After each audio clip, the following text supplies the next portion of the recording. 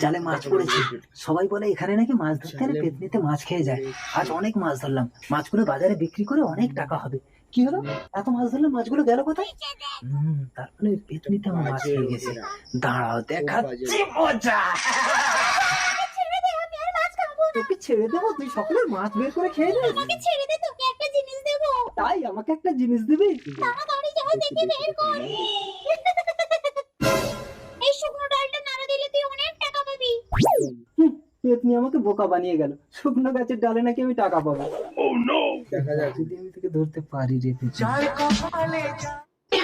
এত টাকা? 1 2 3 4 অগুন্তি। তার মানে শুকনো গাছের ডালটা ফেলার সময় নাড়া পেয়ে টাকাগুলো পড়েছে। কোথায় গেল শুকনো গাছের ডালটা? কোথায়? পরিবেশ ওই শুকনো গাছের ডালটা কাঠপুরনি কুড়িয়ে নিয়ে গেছে। কাঠপুরানি নিয়ে গেছে? তাহলে তুমি আমাকে আরেকটা ডাল দাও পেতনি। ওই ডাল আমার কাছে একটাই ছিল। ওই কাঠপুরনির সাথে বিয়ে করলে তবেই তুই ওই ডাল ফেরত পাবি।